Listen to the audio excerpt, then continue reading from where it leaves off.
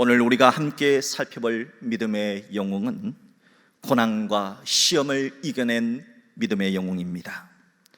저는 오늘 정말 감당하기에도 벅찬 메가톤급의 고난과 시험을 이겨냈던 믿음의 영웅 아브라함과 모세, 이 두 분은 어떻게 그 힘든 고난과 시험을 이겨낼 수 있었고 어떻게 믿음의 영웅이 될 수 있었는가 하는 것들을 살펴보면서 여러분과 함께 은혜를 나누고자 합니다.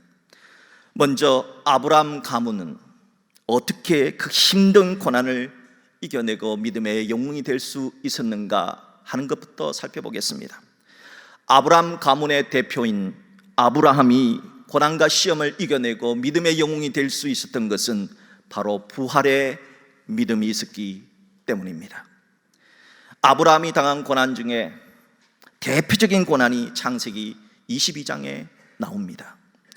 창세기 22장 2절을 보면 하나님은 아브라함을 부르시고 아브라함에게 내 아들, 내 사랑하는 독자 이삭을 번제로 드리라 하는 명령을 내리십니다. 여러분, 번제가 뭡니까? 불로 제물을 다 태워서 드리는 제사 아닙니까? 지금 하나님이 잘못 말씀하는 것 아닐까요? 아니면 아브라함이 잘못 들은 것은 아닐까요? 아니면 창세기를 기록한 모세가 이 본문을 잘못 기록한 것은 아닐까요? 아무리 성경을 뒤져봐도 아닙니다. 분명 하나님께서 아브라함에게 사랑하는 독자 이삭을 번제로 드리라 하셨습니다. 하나님은 왜 이런 메가톤급의 시험을 내리신 걸까요? 아브라함은 도대체 어떻게 이런 메가톤급의 시험을 극복할 수가 있었을까요? 성경은 그 비결을 말합니다. 그 비결은 바로 부활의 믿음이었다고 말합니다. 아브라함이 이삭을 번제로 바치면 이삭은 죽습니다. 그러면 이삭을 통해 하늘의 별처럼 바닷가의 모래처럼 많은 후손을 주시겠다는 약속은, 하나님이 약속하셨는데 그 하나님은 거짓말쟁이가 됩니다. 하나님이 거짓말쟁이가 되지 않으려면 어찌해야 됩니까? 하나님은 죽은 이삭을 다시 살려내야만 합니다. 부활시켜야만 합니다. 아브라함이 그걸 믿었다는 겁니다. 하나님은 불가능한 상태에서 이삭도 주셨습니다. 하나님은 절대 임신하지 못한다는 그 상태에서도 임신하게 하셨고 이삭을 허락해 주셨습니다. 그러니까 하나님이 죽은 이삭도 도로 살려내실 거야 라고 하는 믿음을 가졌던 겁니다. 아들 이삭이 아버지 아브라함에게 아버지, 번제할 어린 양은 어디 있습니까? 라고 물었을 때 아브라함이 아들에게 뭐라고 말했는지 아십니까? 창세기 22장 8절입니다. 내 아들아, 번제할 어린 양은 하나님이 자기를 위하여 친히 준비하시리라. 하나님이 준비하실 거야. 걱정하지 말아라. 하나님이 친히 준비하실 거라. 그렇게 믿었다는 겁니다. 그 믿음이 뭐냐? 오늘 본문 히브리서 11장 19절을 보십시오. 하나님이 능히 이삭을 죽은 자 가운데서 다시 살리실 줄로 생각한지라. 하나님은 이삭을 다시 살리시리라는 믿음, 바로 부활의 믿음이었다 하는 겁니다. 바로 그 부활의 믿음으로 이삭을 번제로 드리라 하자 하나님이 천사를 보내서 아브라함에게 그 아이에게 내 손을 대지 말라. 내가 이제야 내가 하나님을 경외하는 줄 아노라 하시며, 하나님은 이삭 대신 친히 순양을 준비해 주시는 여호와 이레의 복을 내려 주셨습니다. 이렇게 아브라함은 부활의 믿음으로 메가톤급의 시험을 이기고 믿음의 영웅, 믿음의 초상이 되었던 겁니다. 놀라운 사실은 아브라함의 가문의 대표 아브라함이 이렇게 부활의 믿음으로 메가톤급의 시험을 극복하자 하나님께서 아브라함에게 복을 주시는데 그 복이 아브라함뿐만이 아니라 그의 아들, 손자, 정손자까지 복을 내려주셨다는 사실입니다. 과연 아브라함의 아들, 손자, 정손자는 어떤 은혜를 받게 되었을까요? 먼저 아들 봅시다. 하나님은 아버지의 믿음을 따른 이삭에게 100배의 복을 내려주셨습니다. 창세기 26장 12절로 13절입니다. 이삭이 그 땅에서 농사하여 그 해에 100배나 얻었고, 하나님의 스케일을 보십시오. 하나님은 1배, 2배, 10배가 아닙니다. 하나님 100배의 복을 주셨고, 여호와께서 복을 주심으로 그 사람이 창대하고 왕성하여 마침내 거부가 되었습니다. 하나님은 믿음으로 고난을 극복한 아브라함에게 뿐만이 아니라 그 아들 이삭에게도 100배의 복을 주사 거부가 되게 하신 겁니다. 아들뿐만이 아닙니다. 손자에게도 복을 다하여 주시는데, 계속해서 아들 몇 가지만 더 살펴보겠습니다. 하나님은 아들 이삭이 우물을 파는 곳마다 우물이 터지게 하셨습니다. 그 당시에는 우물이 없으면 사람도 짐승도 땅도 집도 아무 소용이 없는 겁니다. 그런데 블레셋 사람들이 보니까 이 이삭은 블레셋 사람이 아니잖아요. 그런데 이 블레셋 땅에 살면서 블레셋 사람들보다 더 큰 부자가 되거든요. 그러니까 배가 너무 아픈 거예요. 시기와 질투가 난 거예요. 그래서 이삭이 사용하는 그 우물을 전부 다 흙으로 다 메워버립니다. 우물을 쓰지 못하니까 어떡합니까? 다른 곳으로 이사를 가서 그곳에서 또 우물을 파게 됩니다. 그런데요, 이삭은 판다 그러면은 우물이 다 터지는 겁니다. 여러분, 보통 우물을 옛날에는 한 50개를 파면은 1개 정도가 우물이 터진대요. 그런데 이삭은 2개도 팔 필요 없습니다. 1개만 팠다 하면 그곳에서 우물이 터지는 겁니다. 그랬더니 블레셋 사람들이 또 와서 흙으로 메워버립니다. 그러자 이삭은 또 갑니다. 또 이사 가서 우물을 팝니다. 파면은 또 터집니다. 이것을 3번, 4번, 5번 반복합니다. 그러자 블레셋 사람들이 그때서 깨닫습니다. 아, 저 사람 이삭은 하나님이 함께 하시는 사람이구나. 우리 이삭을 건들면 안 된다 판단을 합니다. 심지어 블레셋 왕까지 이삭을 찾아와서 이렇게 말합니다. 너는 여호와께 복을 받은 자니라. 이렇게 하면서 블레셋 땅에 살지만은 이스라엘 사람인 이삭이 복을 받아서 큰 복의 통로가 되었다 하는 것입니다. 또한 하나님은 할아버지, 즉 손자에게도 복을 주시는데, 할아버지 아브라함의 믿음을 따른 손자 야곱에게도 복을 주셨다는 사실입니다. 아브라함의 손자 야곱은 젊었을 때 사고를 많이 친 사람입니다. 왜냐하면 형님이 받아야 할 축복을 이 동생인 야곱이 다 받아버렸습니다. 이 사실을 알게 된 쌍둥이 형 에서가 얼마나 화가 났겠습니까? 이놈의 동생 야곱, 동생이면 때려 죽이겠다는 겁니다. 그렇게 야곱은 살려면 어떻게 해야 됩니까? 외갓집으로 도망을 갔던 겁니다. 야곱은 외갓집에서 양치는 목동으로 살면서 외삼촌 라반에게 무려 14년 동안 일했는데 임금을 하나도 받지를 못합니다. 여러분, 믿었던 외삼촌에게 돈을 착취당했으니 야곱의 속이 얼마나 상했겠습니까? 하지만 하나님은 이 때를, 고난의 시기를 잘 극복해낸 이 야곱에게 이제 때가 되자 복을 주기 시작했습니다.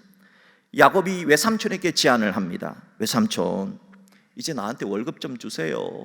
나도 가정이 있지 않습니까? 그래, 월급 줄게. 월급을 주시려면은 외삼촌, 이 양이나 염소가 새끼를 낳으면 얼룩덜룩한 것은 다 제 것이 되게 해주세요. 그걸 제 월급으로 받을게요.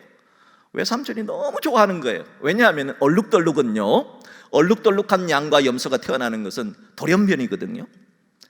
몇 마리가 안 태어나요.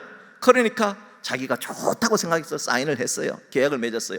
그런데 계약을 맺자마자 그때부터 양과 염소가 태어나는데 모두 다 얼룩덜룩한 양과 염소가 태어나게 하나님이 인도해 주신 것입니다. 야곱은 그렇게 하나님의 은혜로 부자가 되었습니다. 그리고 20년 타향살이를 끝내고 집으로 귀향합니다. 또한 하나님의 은혜로 형님 에서와 화해를 합니다. 그리고 하나님의 은혜로 12아들이 이스라엘 12지파의 조상이 되는 복을 받게 하셨습니다. 야곱은 노년에 죽은 줄로만 알았던 아들 요셉이 이집트의 국무총리가 되어서 그렇게 행복한 모습을 보게 되고, 기근의 때에 모든 사람들이 다 굶어 죽을 때에 총리가 된 아들 덕분에 이집트에서 호사를 누리게 되는 복을 누렸습니다. 야곱은 이 모든 복이 다 할아버지, 내 조부 아브라함과 내 아버지 이삭이 섬기던 하나님 덕분임을 고백했던 것입니다. 이렇게 하나님은 아브라함 당대뿐만이 아니라 아들에게도 손자에게도 복을 다하여 주셨습니다. 그뿐만이 아닙니다. 증손자에게도 복을 내려주셨습니다. 하나님은 증조 할아버지의 믿음을 따른 요셉에게도 복을 내려주셨습니다. 아브라함의 증손자인 요셉은 해와 달과 11별이 자신에게 절하는 하나님이 주신 꿈을 소중히 여겼습니다. 하나님께서는 아브라함의 증손자 요셉에게 복을 주셨고, 요셉은 7년 대기근으로 굶어 죽을 위기에 처한 아버지 야곱과 그의 11명의 형제들과 70명의 식구들을 이집트로 불러들여서 굶어 죽지 않게 하는 축복의 통로가 된 것입니다. 그렇게 이스라엘 12지파는 이스라엘 사람이지만 애굽에 이집트에 430년간 살면서 하나님이 아브라함과 이삭과 야곱에게 약속하셨던 그 약속, 너의 후손이 하늘의 별처럼 바닷가의 모래처럼 많아지리라 하는 그 약속처럼 남녀노소 70명이 200만 명으로 증가하는 놀라운 축복을 허락해 주셨습니다. 이렇게 하나님은 부활의 믿음으로 고난을 이긴 아브라함에게 아브라함 당대를 넘어서 아들과 손자와 증손자까지 복을 주셨다 하는 것입니다. 사랑하는 여러분, 여러분들도 아브라함과 같은 그런 부활의 믿음을 가지셔서 여러분 당대뿐만이 아니라 여러분은 아들, 손자, 증손자까지 복을 받아 누리는 은혜가 있기를 주의 이름으로 축복합니다. 이제 아브라함 가문에 이어서 모세가 어떻게 고난을 극복했는가 하는 것들을 살펴보도록 하겠습니다. 도대체 모세의 믿음은 어떤 믿음이었을까요? 첫째, 모세가 고난과 시험을 이기고 믿음의 영웅이 된 것은 부모님의 믿음 덕분입니다. 자, 모세의 부모님의 믿음은 어떤 믿음인가?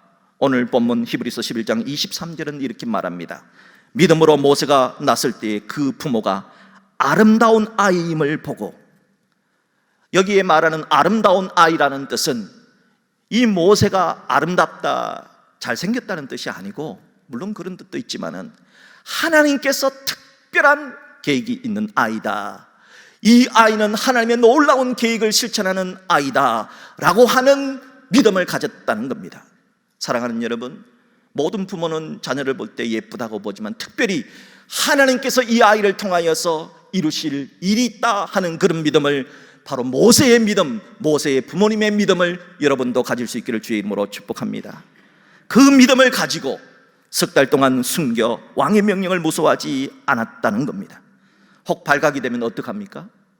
모세 부모님은 자신이 죽을 각오를 하고 모세라는 아이를 보호했다는 겁니다.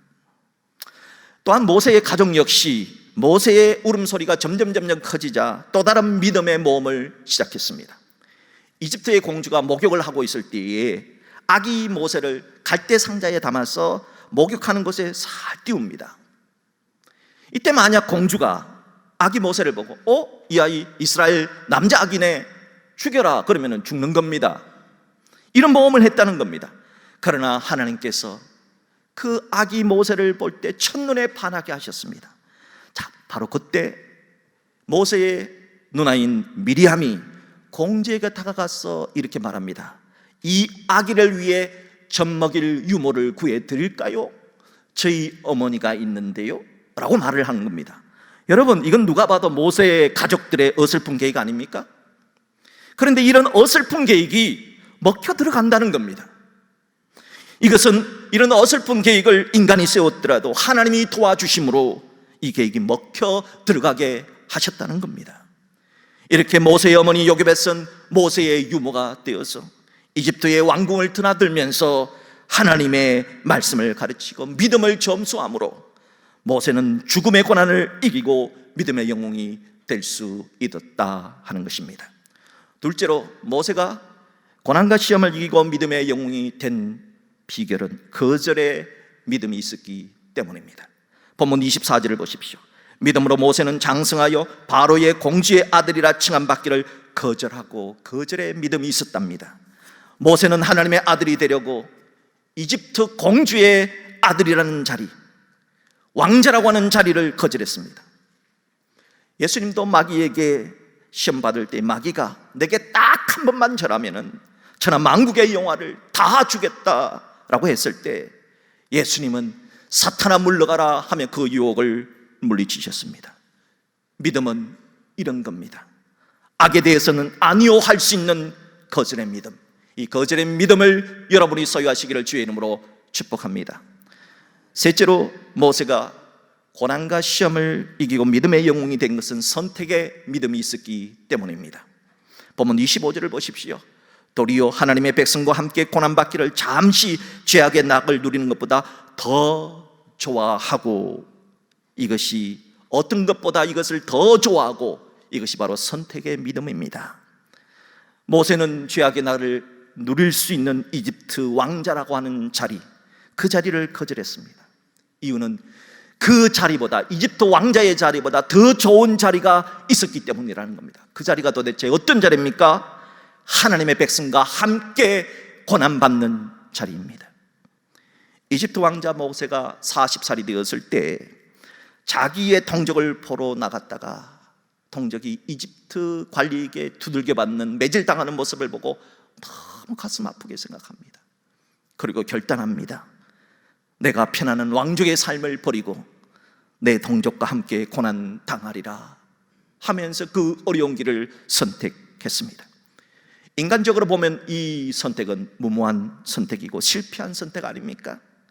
그래서 모세는 40살 이후부터, 이 선택한 이후부터 80살까지 미디안 광야에서 양을 치는 목자로 살아가게 됩니다. 왕자의 자리, 목자의 자리.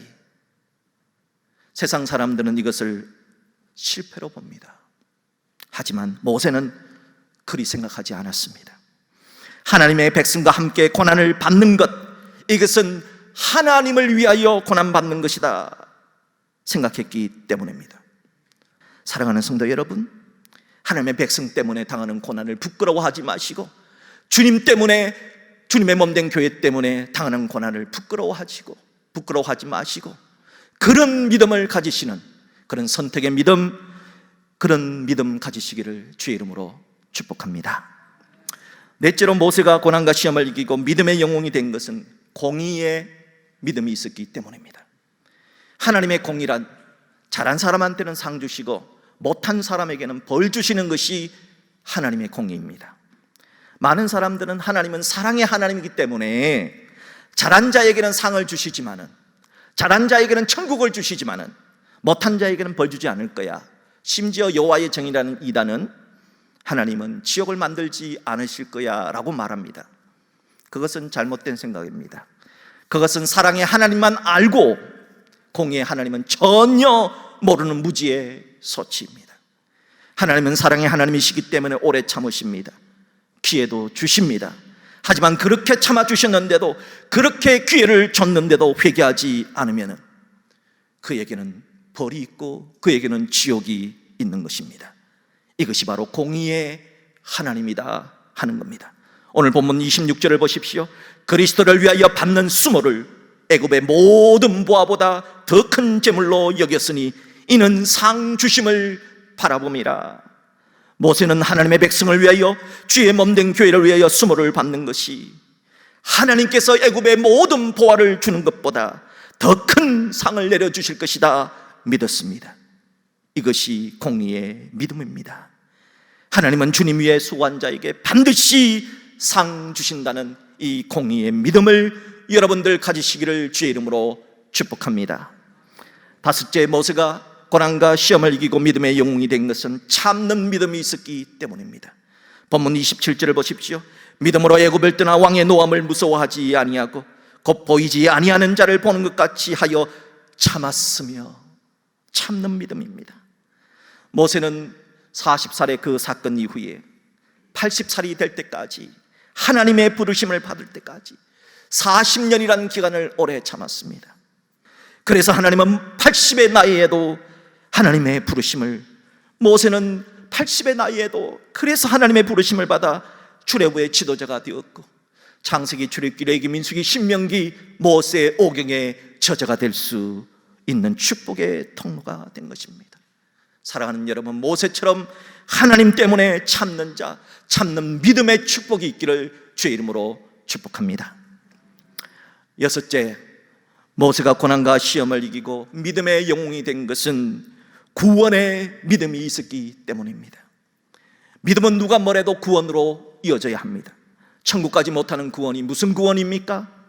그런 예수 믿어서 뭐 하는 겁니까?